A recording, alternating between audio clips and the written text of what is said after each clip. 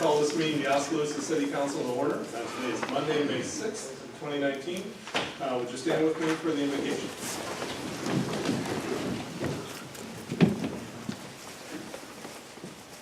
Heavenly Father, as we assemble here tonight, we thank you for the blessing of the people that are in this room. We have all felt your call to be part of the future of Oskaloosa and acknowledge the need for your guidance. For the council members and staff here, we ask that you bless us. Give us quiet and considerate attitudes, well thought out deliberations, and ultimately decisions that are best for the long-term future of the city of Oskaloosa. We thank you for those in the audience here and watching the broadcast. We thank you for leaders of businesses and organizations who have the vision and commitment to help our city, the countless volunteers who are motivated to help, and for informed citizens who have given us the privilege of their trust and support. So tonight we have assembled a group of people who are making a difference in the long-term future of Oskaloosa. So may the words of our mouths and the meditation of our hearts be acceptable in your sight. Amen. Amen. To join me in the pledge of allegiance. I pledge allegiance to the flag of the United States of America and to the republic for which it stands, one nation under God, indivisible, with liberty and justice for all. Roll call, please. Burnett. Here. Caligari. Here. Dross. Here. Moore. Here. Odison. Here. Wallace. Here. Yates. Here. First item up is the opportunity for community comments. This item is reserved to receive comments from the community for concerns whether or not they're included in the current agenda. The community is encouraged to come and speak before the mayor and city council. We ask that statements be kept brief, time limited to no more than 3 minutes. Any questions should be asked of the city staff, council members, or the mayor prior to speaking to the full council, so concerns can be properly researched and answered away from the meeting. Comments are to be directed to the mayor and city council only. In essence, what do you want us to know? Is there anyone who would care to speak tonight?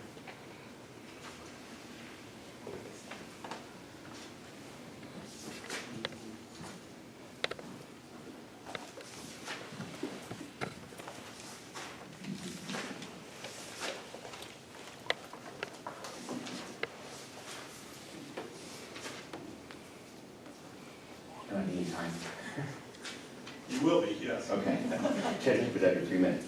My name is Nick Ryan. I live at 1851 260th Street in Oskaloosa. I'll be providing a written copy of my remarks and some other documents to the council and staff, and ask that be made part of the public record in minutes of the meeting. During the public comments of the last city council meeting, I offered my concerns shared by many others regarding the proposed regional airport and the 28E agreement creating it. In follow-up to that meeting, I sent an email to each of you asking for your response to 3 simple questions. Those questions were: 1, will you support terminating the 28E airport agreement, yes or no? 2, if no, please explain why and what information, data, or research you're basing your position on, and if yes, how do you propose doing so? And 3, as an elected official, what do you feel is your role and responsibility in protecting individual property rights? I'd like to thank Mr. Yates for his response, and I would still like a written response from the rest of the council as well as the mayor. To be clear, you should consider your response to be on the record. You may respond to those questions by sending me an email to thatnickryan@gmail.com. I would also like to point out that the city charter states that the government of Oskaloosa is a representative form of government directly accountable to its citizens, that the government of Oskaloosa and those representing it should be accessible and responsive to the people, and that each citizen has a right to obtain fair, equal, and courteous treatment from each city official and employee. As I said at the last meeting, the airport project has been facilitated by unsubstantiated claims of economic development. It's time for the cities of Oskaloosa and Pella to pony up the proof. The 28E agreement states in its recitations that the parties, meaning the cities of Oskaloosa and Pella, as well as Mahaska County, have individually made findings upon due investigation to the effect that the airport will best serve the joint and several interests of the parties' constituents by fostering economic development.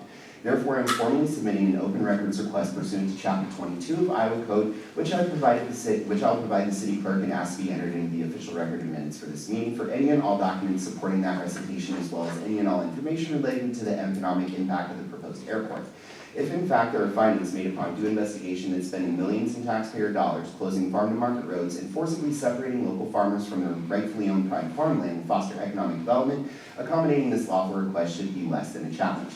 Additionally, as there are court documents that seem to indicate that Musco has an interest in the airport being built, I submit that any council member or SCRA board member employed by Musco, its sister companies, affiliates, or partner organizations may have a conflict of interest and should recuse themselves from any discussion or votes related to the airport or SCRA business. At the advice of the Iowa Ethics and Campaign Disclosure Board, I'll also be submitting those concerns to the county attorney, local and state auditing authorities, and the Iowa Attorney General and State Ombudsman's Office. Finally, citizens of the city of Pell and Mahaska County, of Oskaloosa, Pell and Mahaska County have made very clear that we do not want this airport and that we oppose the use of eminent domain for corporate gains. It is critical to the peaceful resolution of this conflict. The council take the will of the people it is mandated by charter to represent seriously, act on them accordingly, and take action immediately to withdraw from and terminate the 28E airport agreement. We, the people, ask this council to do the right thing and to stop this abuse of government power once for all. Thank you for your time. 9.0 seconds to go. You made it. Yeah, fire away. Mr. Ryan, Yes. do you have any, what Please go skin, back to the microphone for now. what skin do you have in the game? In other words, do you have property that's gonna be affected by the, are you on property, your own property that's affected by the airport? No, I'm just a concerned citizen of Mahaska County that's Okay. worried that the cities of Pell and Oskaloosa are affecting, or are engaged in a situation that affect all of our property Sure. rights. And you just mentioned Musco a little bit ago, and then at the last meeting, you vilified Mr. Kirkham, and I didn't hear any comments related to Pelicorp or any of the folks that are also interested in this airport. Curious if it's a personal vendetta, or why just partial vindictive speaking and not, why isn't it open to everybody, I guess, that's involved? I guess am I being unfair in that statement, or is that an accurate statement? I think If we were to go back and look at the tape from the last meeting, was there any mention of Pelicorp in it, or was it just? No, no, absolutely. I only Okay. mentioned Musco. The reason for that, Mr. Burnett, is there was an open meetings case where the background of scope and facts in that case indicate a phone call that was communications that were made to both Mahaska County supervisors as well as city officials by Joe Crookham and Beth Banowski. And so I haven't personally seen any other, as far as court documents, that would indicate an interest by a private corporation. But, and also, just to respond to your question, I'm in no way trying to vilify, I'm just trying to point out that there clearly is an interest by a private corporation, and who the individuals were that proceeded to communicate with those My officials. understanding is Pelicorp was interested as well, there'd be individuals there as well. I'd be very interested in seeing that information. So when you Sure say, they are. but now you got me, I'm sorry, I'm gonna go down this rabbit hole. You just said something about Mr. Crookham and Ms. Danowski contacting city council members.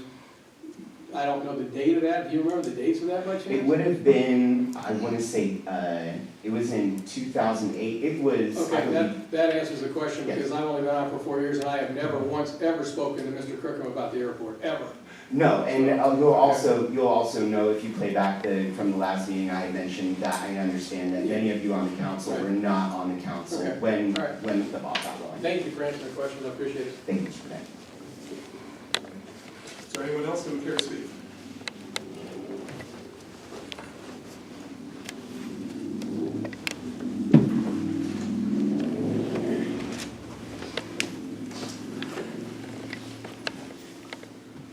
I'm Brandon Molnex, live at 514 South C, chairman of Mahaska County Libertarian Party.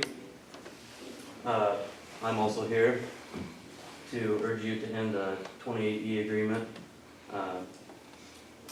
As Nick pointed out, the citizens have voted on this, the Board of Supervisors has terminated it. And also, like you said, a representative of government. Will you be a representative of government of the people? Thank you for your time. Thank you. Is there anyone else who would care to speak? Okay, seeing none? Move on. Oh, I'm sorry. Okay. I apologize. I'm short, it happens. I'm Alicia Grandike, I'm from rural Mahaska County. Eminent domain is for public use, things like roads and schools, but all too often cities like Pell and Oskaloosa team up with their corporate friends to condemn perfectly fine properties, businesses, and livelihoods for development like this airport. It is an unconstitutional abuse of eminent domain and it must be stopped. How, as the members of this city council, can you be okay with what is happening just outside your city limits? How is it that you have let the city of Pella tell you what is best for you? Oskaloosa has a perfectly good airport, and the last time I had checked, it was actually making money. It doesn't make sense that you would close down one airport making money to build a new one that more than likely will never break even. How can you sit here and look at these landowners in the eye and say this will be benefit to all? How can you say it will bring economic development? If I was on the city council, I would worry about keeping Oskaloosa going. There are streets that need repair, buildings that need repair, and a mall that has a lot of empty stores and trouble keeping things in them. These landowners will not sell what they have worked so hard to keep in their families, some for over 100 years. Some will lose their inheritance to this project. We lose more and more farmland every year, making it harder to feed the world. Eminent domain abuse reached its peak when the U.S. Supreme Court ruled in Kelo versus City of New London that private property may be taken for development based on the mere promise of increased tax revenue and jobs. A mere promise. Isn't that what you guys are saying about this project? This airport will bring in more money and more jobs, but how can you make that promise? How do you know? It is time we stand up for what is ours. I'm here in support of these landowners and 100% against eminent domain for this project. Thank you.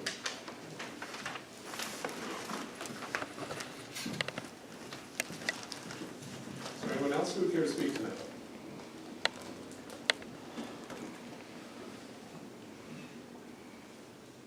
Okay, now we'll move on. First up, or next up is the consent agenda. These are all items that are routine in nature. I didn't see anything special to call out. Is there anyone who would make a motion to support? Second. Okay, any discussion? Roll call, please. Walling, Yes. Yates, Yes. Burnett, Yes. Calgery, Yes. Dross, Yes. Moore. Yes. Addison. Yes. Okay, that passes. Gets us to the regular agenda. Item A is a request from the Mahaska Community Recreation Foundation to report on the quarterly activities of MCRF. Hi, everyone.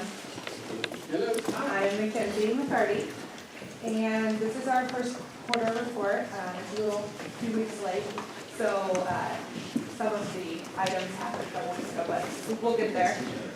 We hosted the Pot of Gold 5K and half marathon on March 30th, and there were 88 participants, and it was freezing. But they came out and ran their heart out for a good cause. I was there, so I know it was absolutely freezing. Then Little League started their season at the end of March as well, and they have a total of 30 teams this year, and 315 kids representing Oskaloosa. And then the Haskell County Soccer Club also started their season with JFK and Rec and League Soccer beginning in April. Babe Ruth's Oskaloosa team began practices in April. They have one team, and they started hosting games April 22nd. And then there was a high school baseball spring season team, and they hosted their first scrimmage on March 31st, and they hosted 6 more scrimmages at Lacey this year and just finished up. The 9th annual MCRF bowling fundraiser we held in February, and we raised just over $7,900, so that was the best one yet.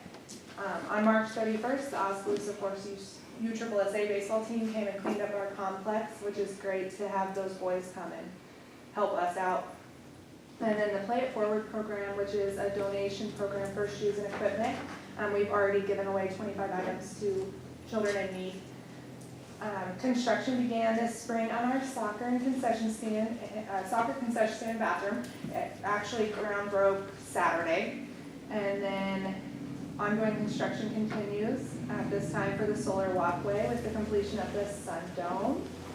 And then April 10th, we hosted our MCRF board meeting. And April 20th, we hosted our first tournament out at Lacey. And June 1st, we have another fundraiser at our soccer tournament. Any questions?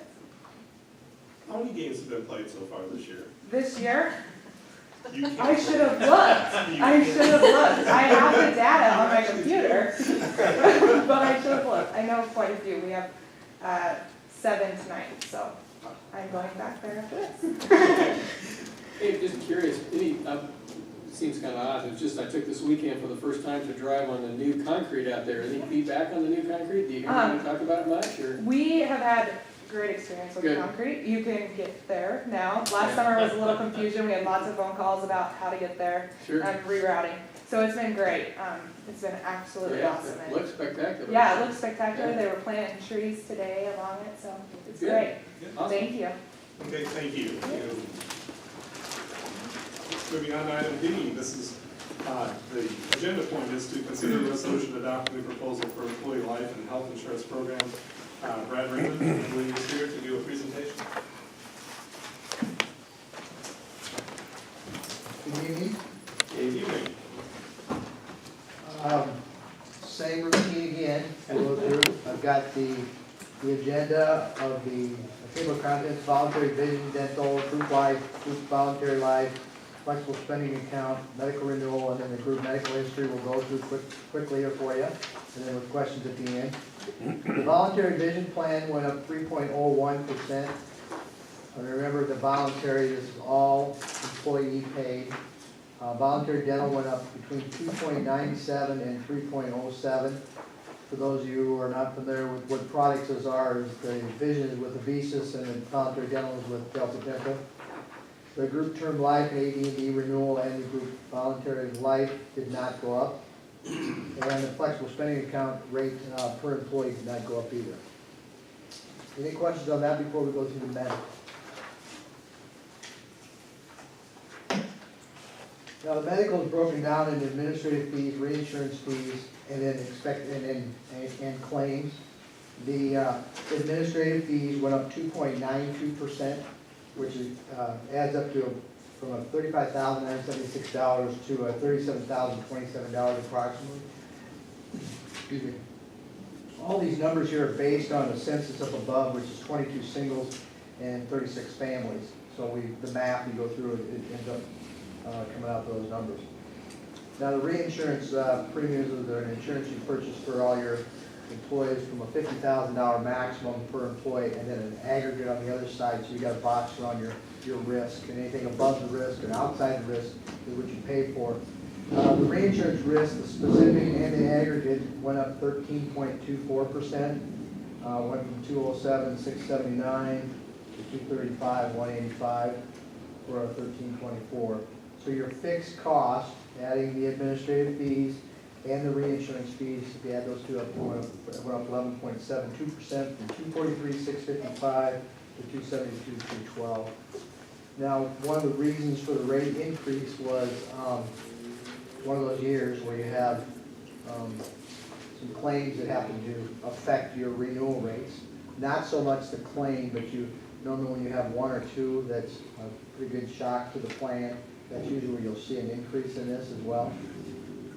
It happens with everybody. You know, as I've always said this, you have 2 great years, you have 2 bad years, and you have in between is where you're making them either winning ahead of the self-funded or losing on the other end. So all in all, I mean, when you add everything up, the aggregate, the claim factors didn't go up that much. They only went up 3.7. Only went up 3.7 from $793,000 is your maximum, and then to $822,930. Again, keep in mind it's all based on these 22 and these 36 above. So that went up 3.7, but if you add the fixed cost and the maximum exposure, it only went up 5.58. So all in all, you had a pretty good year, but it was just a couple of them that really has affected you. And you know, we all have some bad things happen, health-wise, and so forth. So all in all, it's not, it wouldn't be what you'd say the best renewal is one that goes down, but you won't see those rules anymore. So, and keep in mind, we're still grandfathered, which means you fall within that grandfather rule. I've always had people ask me, is it worth staying grandfathered?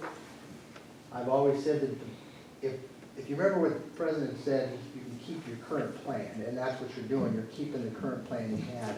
But when you go offside that, then you got to follow these ACA, Affordable Care Act rules. Then you start getting different things you got to cover and so forth. But right now, as long as this state stays at those kind of rates, it isn't probably worth making a switch to a non-grandfathered plan, other than within the union guidelines and so forth. So. Any questions on the reinsurance rates or the renewal? For those of you who are new, I think we got one, maybe, just one. It looks like that's new to since I was here last. If you go to the back pages after this, we've got a history in here, and one of the things that probably is the best number to look at for history-wise, there's a number at the bottom that says, right at the bottom, it says total cost per covered member. And that tells you what the cost for those who are covered on a yearly basis. And if you go back to 2010, it was 11,193. Then it went 10, 11, 10, 10, 12. I'm doing the thousands here. Then it went to 13.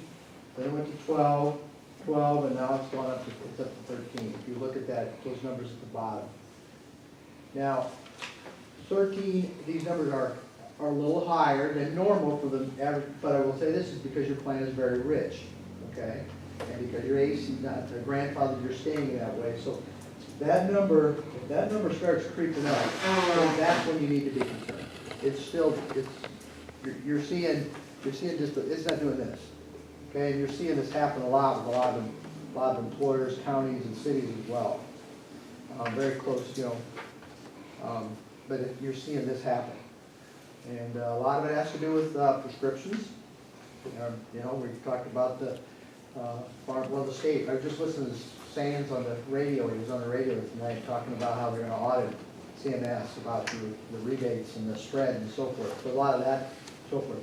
I can assure you that Walmart is doing what they're supposed to do within the guidelines. So I think there was a question on that originally. This, what are we doing with these rebates and so forth? So they're still in guidelines with that. So. That's all I had for the evening. If you have any questions, I'm certainly going to answer them. Brad, you used the statement, I think, our policy is very rich. Uh-huh. Can you define that in other words? The deductibles you have, I think, Amy corrected, $525, the out-of-pocket? Yeah. That's the out-of-pocket maximum. The average employer today is $4,100. Ours is what? 4,100. And what's our? 525, not 5,250, 525. So when you said we should be concerned if it starts going like this, the way to combat that is to be less rich, I'm taking. Correct, and then you probably have to go off then you'd have to go to ACA, then you'd have to consider, like I said, your grandfather, so you're staying within that box and the guidelines, you can increase that deductible, that out-of-pocket, and those copays so much under the law, under non-ACA, but after you start increasing it more, then you can change that. But it's doing this, but if it starts doing this, and it's just, there's a little bit there ready to go. I just want to warn everybody on that. A So. few years back, I heard you speak at the Board of Supervisors meeting, and you called their plan a Cadillac plan. With this Rich and Cadillac, with those? You two had Cadillac plans, you both did. You both did. I thought we were close. I don't think we technically qualified, if I remember we looked at that. Yeah. Yep. Would you still call us that? Cadillac plan? Yeah. One more question, and you may not have this, but on our cover sheet, on the second page, it talks about the advisor fee is not included in the renewal process. Yeah, it's on there. And that's good you brought that up, because it's been on there for a while, but I really want to make note of that because of full disclosure. In 2000, let's see here, let's go back there and look at our renewal. In 2000, yeah, in 2015, we were compensated, our advisory fee was built into the reinsurance with Sun Life. All right? We got paid from Sun Life. All right?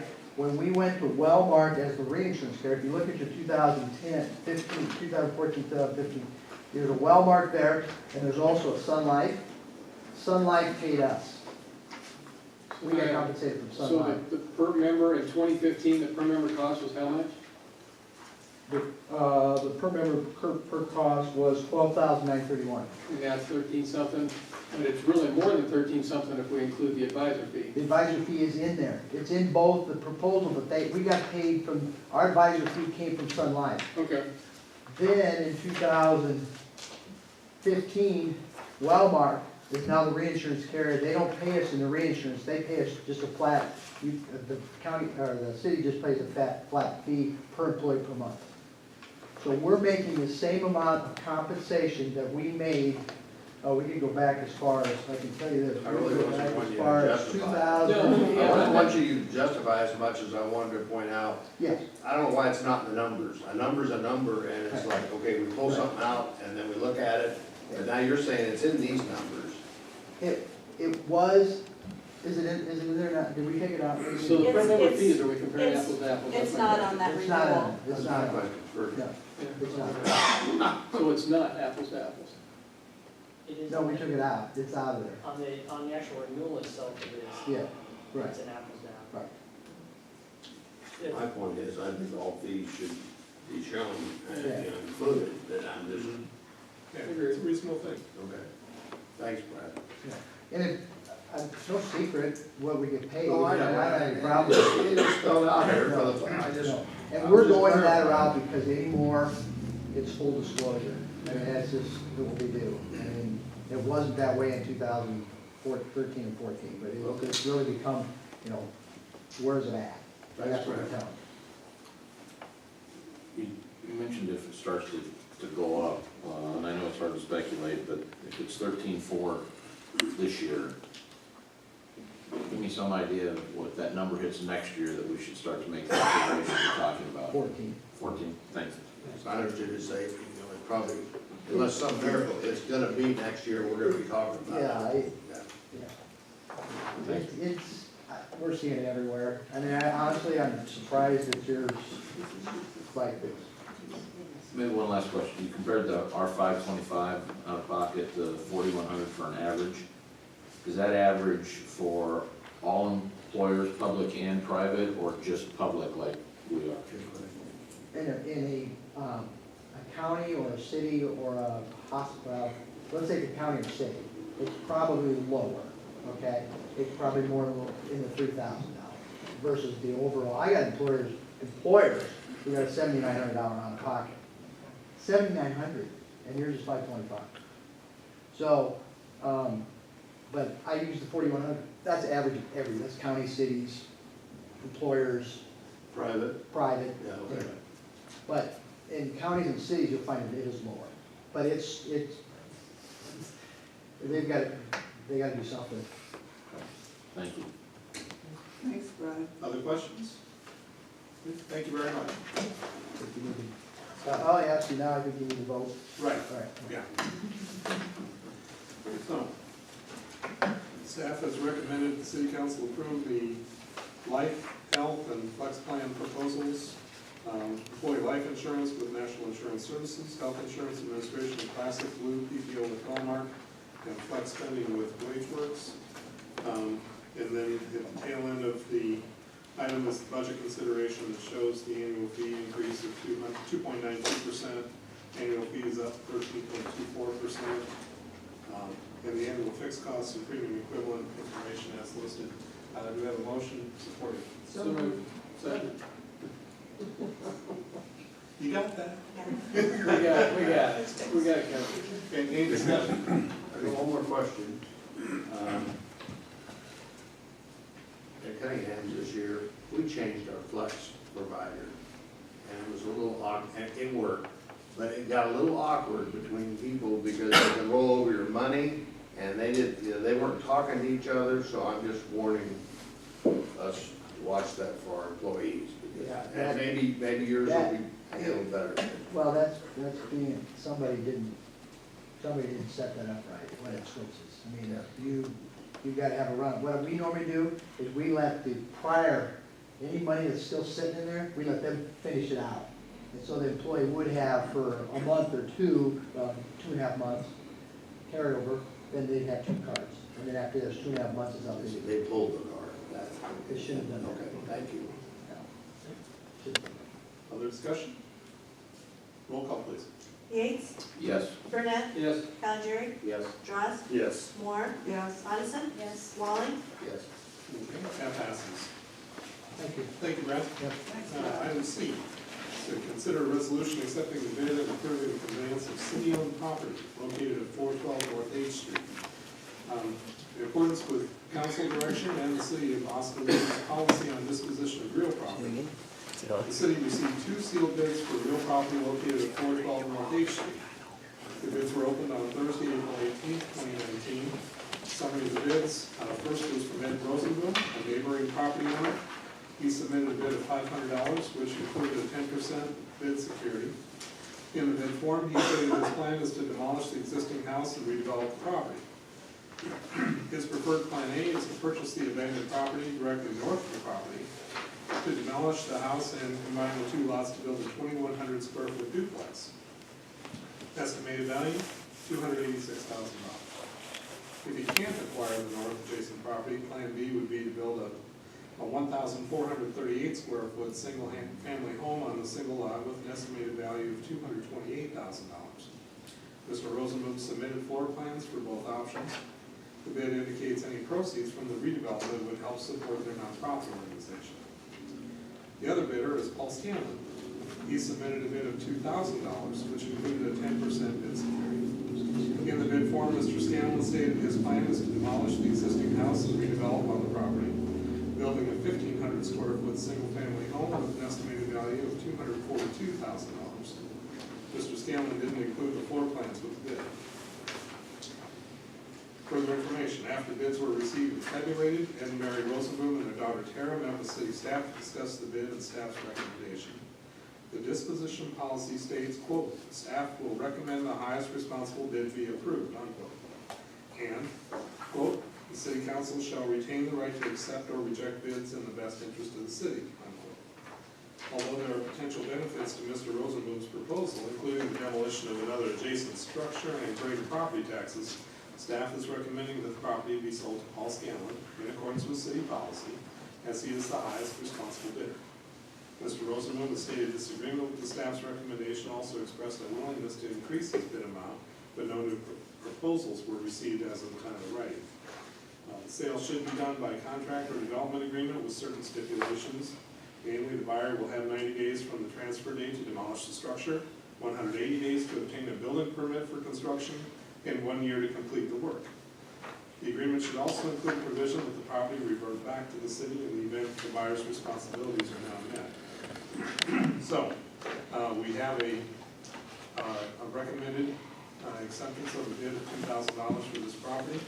It does require a public hearing, so I'll open the public hearing. Is there anyone who would like to speak to this at this time? Seeing none, I'll close the public hearing.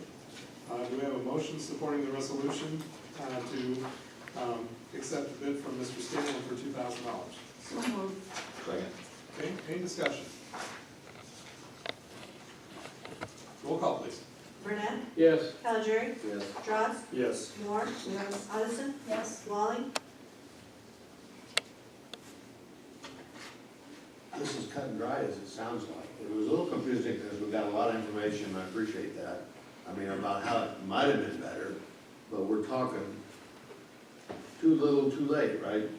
Is what this.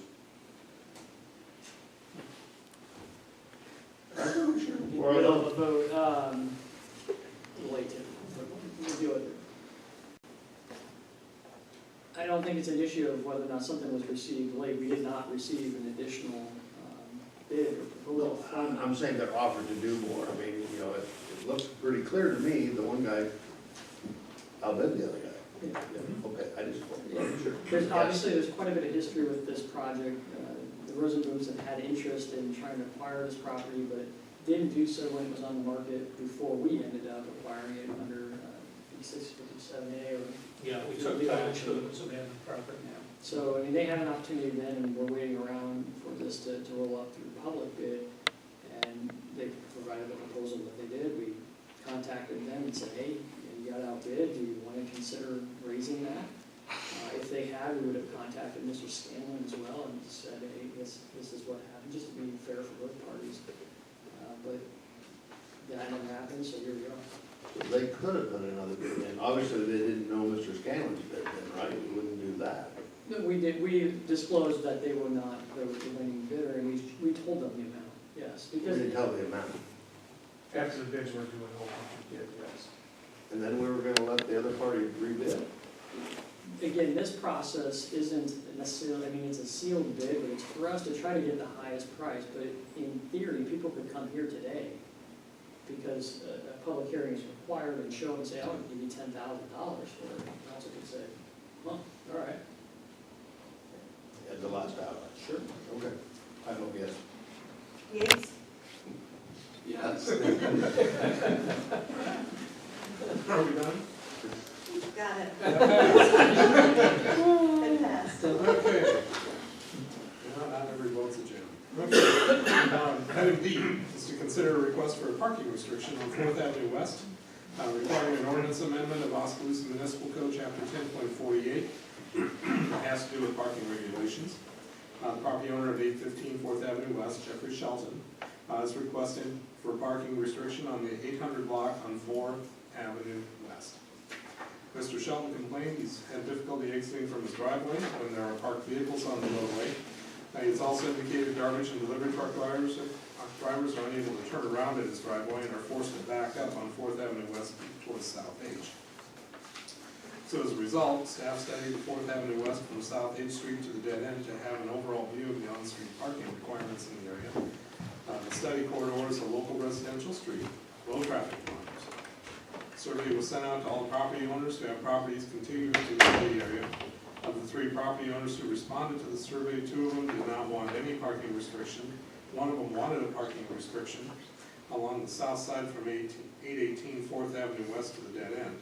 And as a part of the study, staff also researched the crash history for the last 5 years and found that there were no accidents on the subject corridor.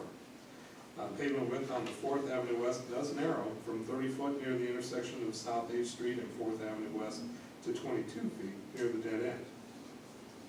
So although there is low traffic volume and no reported crashes, a parking restriction just at the dead end, which is about 30 foot long, might help with the request because the road narrows at the dead end. The dead end section of the roadway also does not have a cul-de-sac or hammerhead to allow for vehicles to turn around. So staff is recommending that we approve the first reading of the ordinance. Do you have a motion supporting that? Vote. Okay, any discussion? I appreciate the research. I think we looked at it hard and came up with a solution.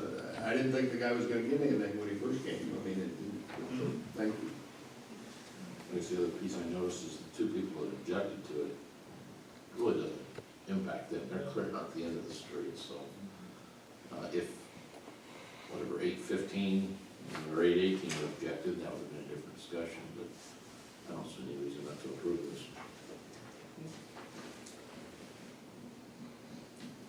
Other comments? Roll call, please. Calgery, Yes. Drost, Yes. Moore. Yes. Odison. Yes. Walling, Yes. Yates, Yes. Burnett, Yes. Okay, that passes.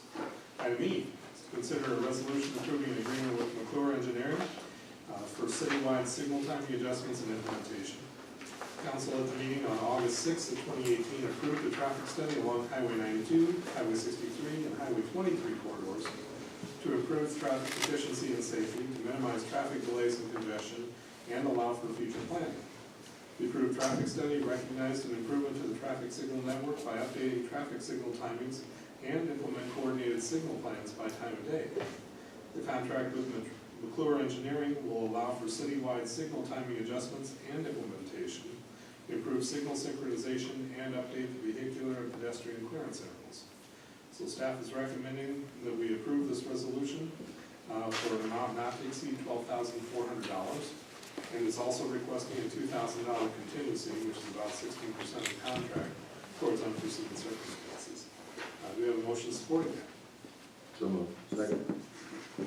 Discussion. I may be thinking small, but I was a little disappointed. We let him do the study, and now we're gonna pay him to do this work.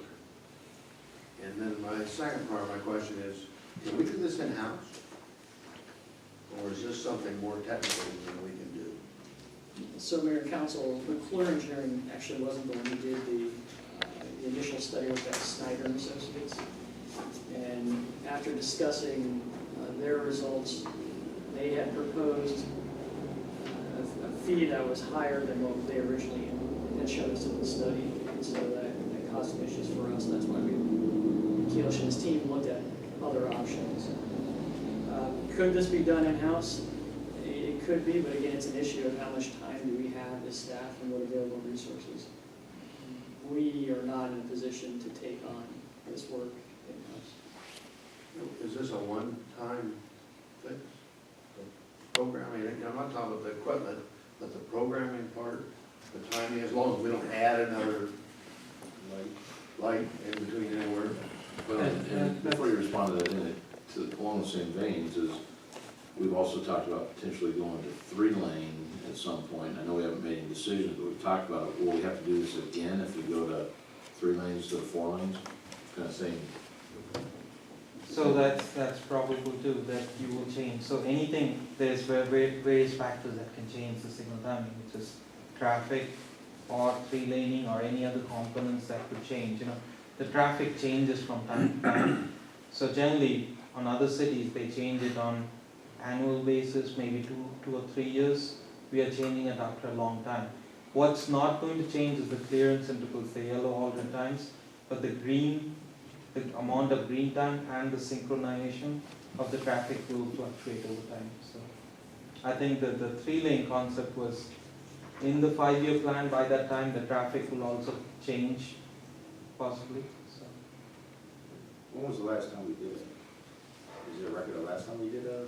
Predates both of us. 19, at the last I've seen, the timings were 1990s. Well, probably before. Well, yeah, they used to be mechanical clocks, and anybody could change them. And I'm sure it's all digital now, and that's why I asked if we had the in-house capability. Actually, lately, I've been looking, and I thought, man, it must have done something. It's really, it turns out like Aaron, because he was always good at watching that. And it seems like if you drive the right speed, and somebody does something stupid in front of you, you get through a lot of lights, and that's good. Yeah. Thanks, Akili. So our view right now, for what you said, is and again, I know this could change, but I just couldn't remember, we're not looking at the 3-lane for any time within the next couple of years, 3-4 years. Yeah, not in the next couple of years. I think we still need to get, with the DOT's 5-year plan discussion about getting the bypass on that 5-year plan, I think we're gonna work in earnest with them to figure out what the transfer of jurisdiction looks like. And so we wanna have those conversations together, because there's some debate about whether or not we want to have them do some of that overlay work, and perhaps the 3-lane, maybe we wanna wait, because it'll affect our negotiating position when it comes to the transfer of jurisdiction. So some of that stuff is still up in the air. It's a long answer. Because as we stand now, it'd be up to them to do it. We'd have to have the exchange. Well, they would do the 3-lane if they're gonna overlay, we could do the 3-lane then. But I think we still need to, as a community, figure out if we want them to do that overlay. I know we know that the roads are bad, we get that. But if they come in and do a minimal overlay, they will consider that good enough. They could consider that good enough and give us that road and lessen the amount of money that we would get for long-term maintenance. As a 4-lane, they'd give it to us. We'd have to convert to 3 then, right? Once that bypass is built, they're gonna give us the roads, period. At least. That answers that 63. question, because that's gonna be a while. But 92, again, we still need to talk through that with them. All right, thank you. Any other comments or questions? Roll call, please. Drost, Yes. Moore, Yes. Addison, Yes. Walling, No. Yates, Yes. Burnett, Yes. Calgery, Yes. Okay, that passes. Item F is to consider a resolution accepting the completion of the Avenue West paving project by PK Concrete. The approval of retainage of the amount of $7,500.14. On April 3rd, 2019, the Avenue West paving project was completed by TK. They completed the final stages of landscaping work. Staff performed inspection of the project and is recommending acceptance of the project as completed. Scope involved all work associated with construction of approximately 250 feet of PCC pavement roadway with ADA sidewalk and ramps, storm sewer improvements. The final contract amount was $150,002.70, after there was a net decrease of $8,637.30 from the original contract amount, which was $158,640. and that was awarded at the September 17, 2018 City Council meeting. Total cost of the project in the amount of $150,002.70, includes a 5% retainage in the amount of $7,500.14. With City Council approval, the project will be accepted as complete. Approval of the completion of the project activates the warranties for the project and then would authorize the release of the retainage in that amount for 30 days after project acceptance if there's no claims filed. Total cost breakdown is in the agenda packet. Do you have a motion supporting acceptance? So moved. Second. Okay, any discussion? This is section of street goes back to the rural apartments. That is correct, it's part of the development agreement that we entered into with them. Thank you.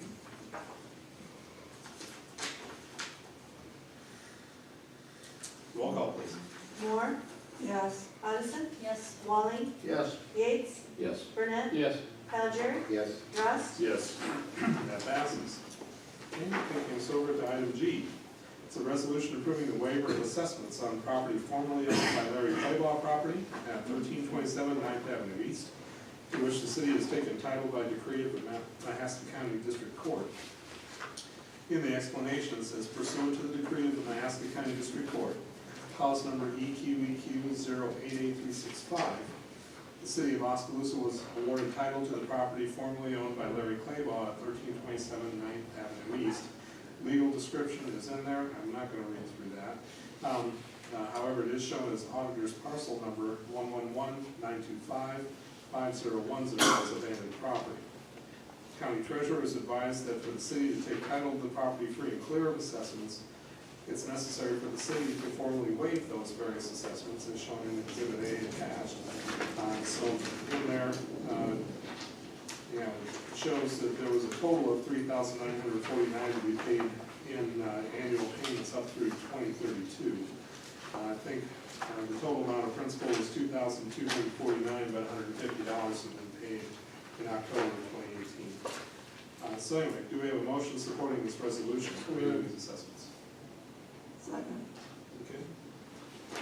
I don't understand why we want to waive it. Tom, essentially all we're, okay, thank you. So essentially all we're doing is we're waiving the judgment we've otherwise got against property that we now have title to. This is the property in 9th Avenue East where we're taking title to it. So, And we can't obtain title free and clear until this is waived. which is what the treasurer says. Right. Okay, so we'll sit on it till he pays it, and then we can be free and clear. Except, of course, he's no longer the title holder now. The assessment is against the property, and we've taken title to the property now. Okay. So if the city were to want to sell it, We the could title sell, is encumbered if we don't waive this. I'm willing to wait to sell it, if he would pay. But obviously, that can't happen now. Why would he pay if we own it? Why would he See pay? if I get it. Okay. I'm probably not agreeing that, Yeah, okay. okay. and that's why, by the way, we did not want to go ahead with the assessment waiver until we were outside the appeal period from taking title on the property as abandoned property. Any other comments or questions regarding this? Roll call, please. Addison, Yes. Walling, Yes. Yates, Yes. Burnett, Yes. Cavalieri, Yes. Rust, Yes. Moore, Yes. Okay, that passes. Gets us to the end of the agenda. City council communication, city manager, anything? Nothing at this time. Okay, city clerk, anything? no sir, thank you. City attorney, anything? Now, thank you, sir. Okay. City council members, how about Mr. Burnett, start with you. No, it's not fine, thank you. Okay, Tom? I'm fine. Doug? Just a quick question, we referenced the development agreement for the borough apartments. I noticed they've constructed one building. Do you remember what the timing was as far as, because I think they planned to do 5 and it was gonna be in phases, but for some reason I remember there was gonna be more than one constructed to start. Unless I missed something. Yeah, Mayor and Council, I believe there's 3 that's required. Three. Within the development agreement, and we expected them to build 5, so I'll get you the exact number. Yeah, I just drove back there today for not reason, but I noticed there was only one going up, and I guess that surprised me based on what I remember the development agreement, but. Yeah, My understanding, as soon as construction is complete on the first building and they receive their certificate of occupancy, then they'll start on building two. Okay. Thank you. Have they shared about whether they have it filled? I've Just a curious question. I've heard they've received a lot of interest, I don't know if it's full yet. Nice looking building. Yes. Great.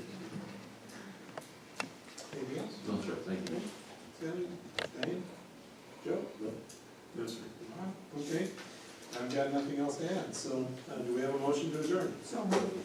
Thank you. All in favor, say aye. Aye.